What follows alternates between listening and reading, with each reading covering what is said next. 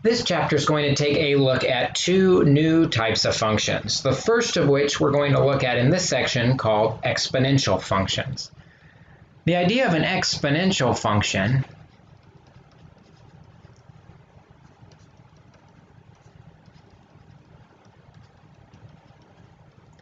is exponential functions give us growth by a percentage. We'll call that percentage R, or a multiplier. We'll call that B. And the way these functions look is one of two ways. We'll either see f of x equals a times 1 plus r to the x, or we'll see f of x equals a times b to the x. And to give these letters some meaning, a, which is in both of those options, is the initial or starting value.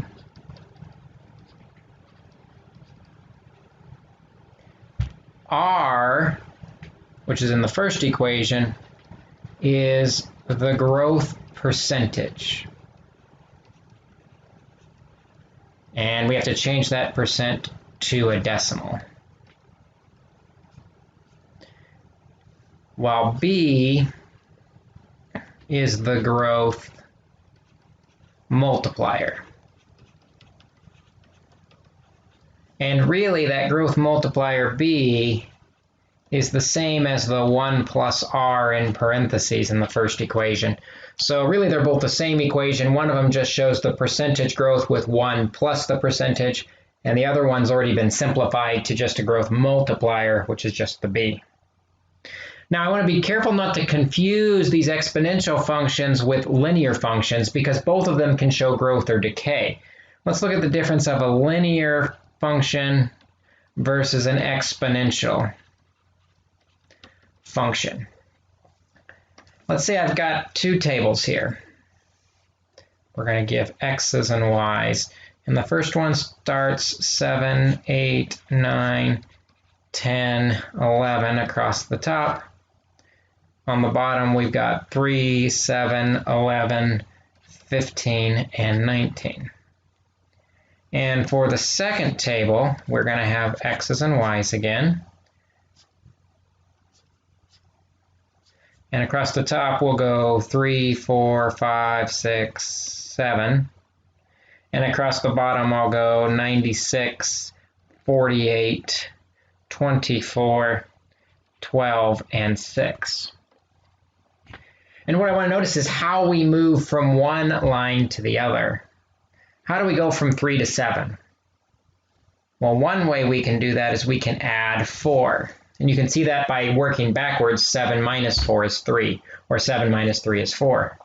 Notice if I go to the next two, 11 minus 7 is also 4, so we must have added 4 to get to the next one, added 4 to get to the next one, and added 4 to get to the next one.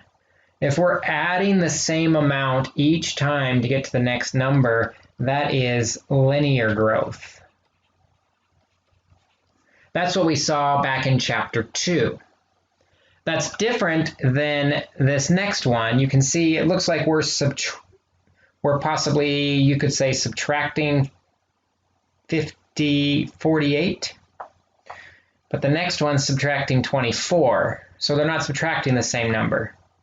But another thing I can do is divide the numbers. 48 divided by 96 is 1/2. And so I can see I've multiplied by 1/2 to get to the next number. And you see that pattern of multiplying by 1/2 to get to the next number carries through all the way through the chart.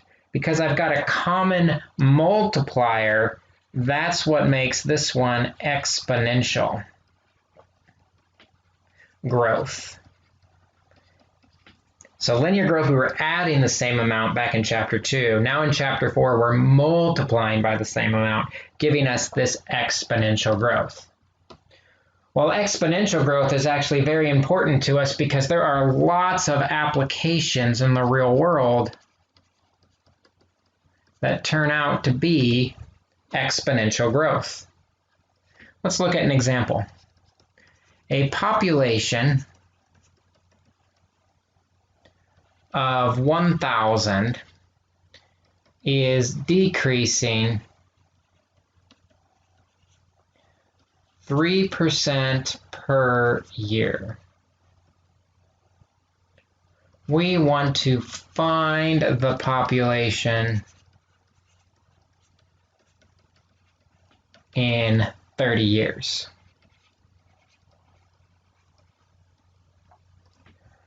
Well, I see I'm decreasing a percentage every year. When we're changing by a percentage every year, that is an exponential equation. And because it says by a percentage, we're going to use the 1 plus r to the t, where a is the starting amount. We know we're starting at 1,000 people. R is the change as a decimal. 3% as a decimal is 0.03. We have to move the decimal point twice. Be careful not to say 0.3. That would be a 30% decrease. 0.03. And we want the population after 30 years. 30 years is the time, so we're going to put 30 in for the time. And so when I do that, we get the function f of x equals, or f of 30, really. Should be f of t, because I used t as my exponent. I think I used x in my exponent earlier. As long as we're consistent, we can use whatever variable we want. So we've got f of 30 years is equal to 1,000 times 1. Now I want to be careful here. Notice we're decreasing. Because we're decreasing, we need to show that the population is shrinking with a minus 0.03. If we were in an increasing situation, then we would do add. But since we were decreasing, we're going to do minus 0.03. And this I can put in my calculator exactly like it looks. I can type in 1,000 times 1 minus 0.03, careful with the parentheses, and then I raise it to the 30th power. And when I do that, I find out the population is about, after rounding, 401 people.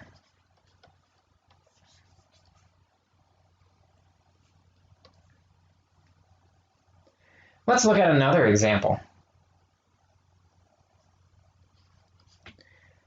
Let's say in 2009,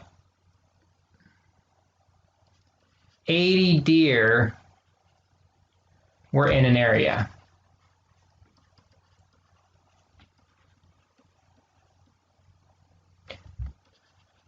By 2015, it had grown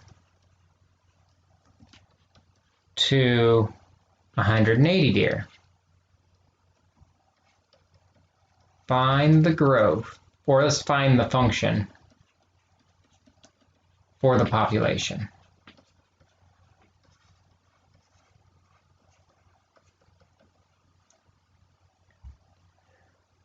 Well, we gotta start with the information we have. We know we start off with 80 deer. Now we could say that's in 2009 there were 80 deer, but let's say 2009 is the start of time. In that case, 0 years have passed since 2009, there are 80 deer. 2015 then is 6 years later, and it had grown to 180 deer. So I'll make a note here, 2009 is year 0. That way I don't forget. Okay, so we know that the function is f of x equals a times b to the x, and I'm using the second function this time because we don't have any percentages here. No percentages, we can just go straight to the growth factor. I know in year 0 there were 80 deer. That's my starting value, so that's my a. So now I have f of x equals 80 times b to the x.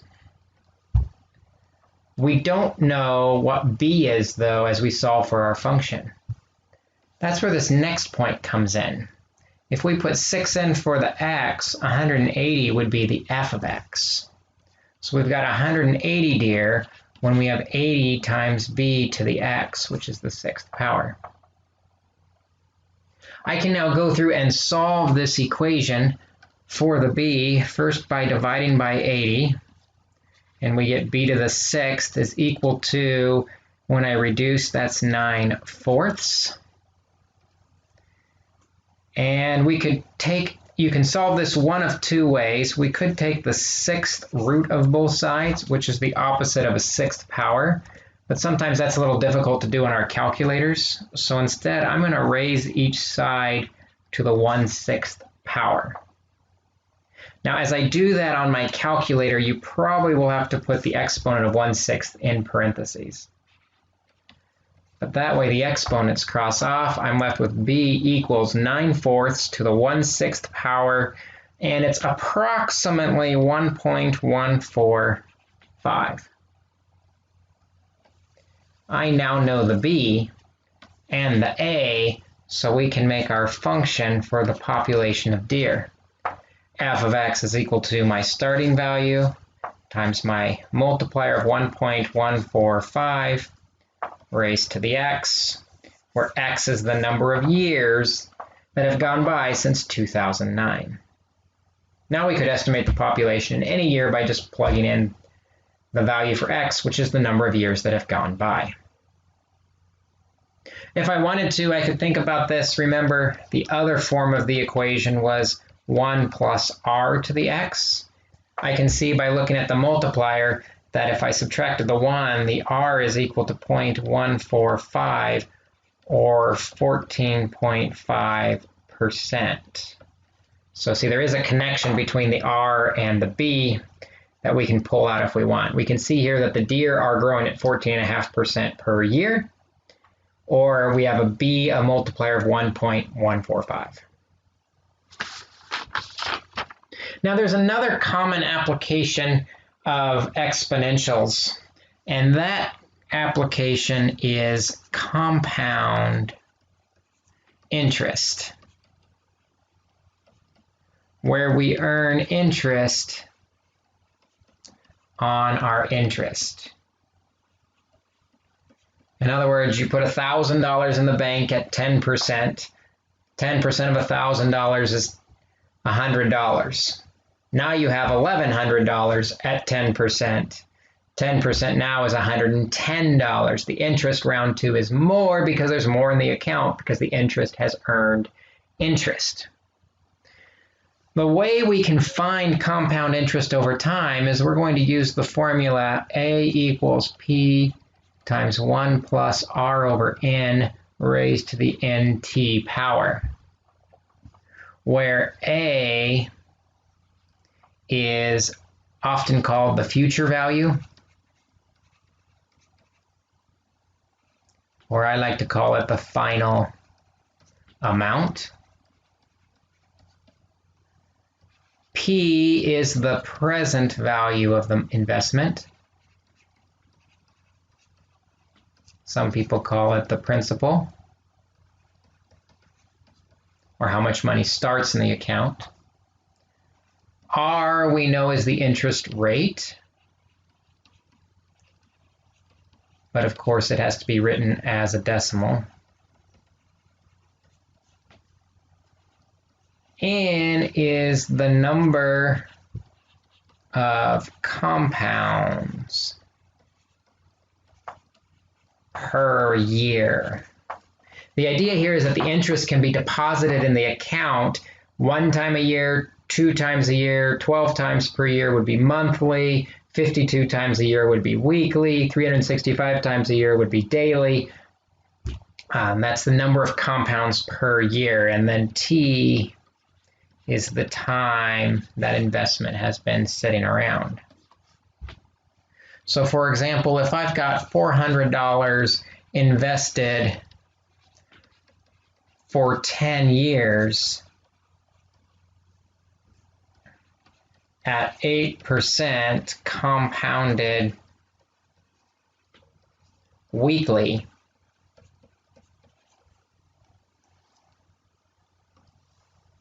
and we want to know how much is in that account, A, that final amount, will be equal to P, the present value. Presently, at the start, we have $400, times 1 plus R, the interest rate. So P R, the interest rate, is 8%, as a decimal is 0.08. Be careful, move the decimal point twice. 0.8 would be 80% interest. Divided by N, the number of compounds. Now it's compounded weekly, so we have to ask ourselves how many weeks are in a year. There are 52 weeks in a year, so we divide by 52. Raised to the N, which we already said is 52, times the amount of time that goes by, which is the 10 years. And this we can put in the calculator exactly how it looks. You might need to put parentheses around the exponent when you do so. And when I put this in my calculator, we find out that at the end of 10 years, this $400 has grown to $889.67. So it's more than doubled. We could rerun this problem and say, well, how would it change if we compounded it monthly instead of weekly? Well, it turns out that if you compound it monthly instead of weekly, because you put interest in less often, you end up with less money in the end. So then it makes sense to claim that if we compounded daily, because we're putting interest in more often, you're going to have more money if you're compounded daily, or compounded hourly, or per minute, or per second. The more you compound the interest, the more money you're going to come up with. Well, how much money is kind of the maximum you could come up with? Well, this idea of as many compounds as we can possibly fit in leads to the idea of compounded continuously.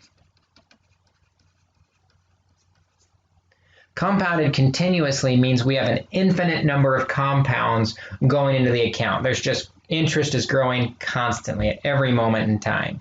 The formula changes for compounded continuously to be A equals PE to the RT, where A is still the future value or the amount, P is still the present value or the principal, R is still the interest rate, T is still the time, but now we see this E. E is a constant, kind of like pi. Pi is 3.14. E is a constant that's approximately equal to 2.7183 rounded, and it's called Euler's constant. Euler is a name of a great mathematician, and it starts with E. It's probably why we use E to represent this number. And there is on your scientific calculators an E button, so make sure you figure out where that E button is or talk to your instructor about how to use that E button. But let's look what happens if I change that problem we just solved slightly and we take $400 invested for 10 years at 8% compounded, run out of space, but compounded continuously.